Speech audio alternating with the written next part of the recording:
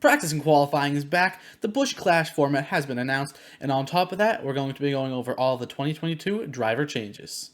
A lot of news has came out in the past week or so, and we're going to take a look at some of the most important things. Starting off with something I've been very excited about, practice and qualifying are back in NASCAR for the 2022 season. For the NASCAR Cup Series, everything except the super speedway tracks, the road courses, and the dirt track will all have the same qualifying format. For the large majority of these tracks, it'll consist of a 15-minute warm-up/practice separated into two groups. For the first round of qualifying, Group A will have single car format, and the top 5 will transfer into the final round. The same will go for Group B, as they will also have single car format, with the top 5 transferring into the final round as well.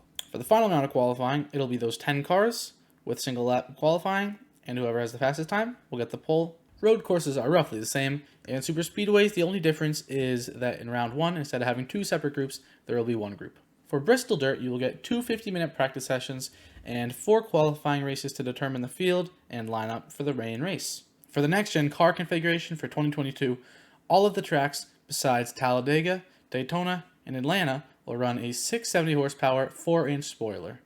For Daytona, Talladega, and Atlanta, they will run 510 horsepower with a 7-inch spoiler. Now, the reason for Atlanta running the same package as the super speedways is something I don't really know of. My guess is that it might be because the track is freshly paved, and so they kind of want to treat it like how they treat a super speedway, because there's a lot of extra grip. I don't really know. But as far as the rest of the other tracks go, I touched on this on a video I made, I think a couple videos ago.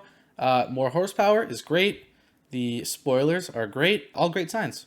Since we touched on that in the previous video, I'm not going to get too into it. I'm more excited to jump straight into the 2022 driver changes. Now, I have a list here showing me all the changes. We start off with Ross Chastain, who has moved into the number 1, as most of us already know. Moving in at the number 2, we have Austin Cindric driving that car this year for Team Penske, which will be certainly exciting to watch. And what could possibly be my favorite out of the entire new lineup of drivers is Brad Keselowski in the 6 car. I'm very excited to see how he can manage that team as a part owner and see kind of what's different to where he was with Penske and how he can improve on that team in general.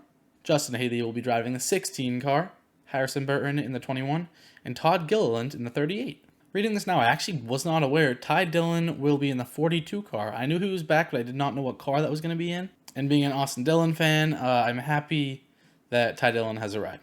Kurt Busch, as many of us know, has moved over to 23XI Racing, and he's going to be in the 45 car.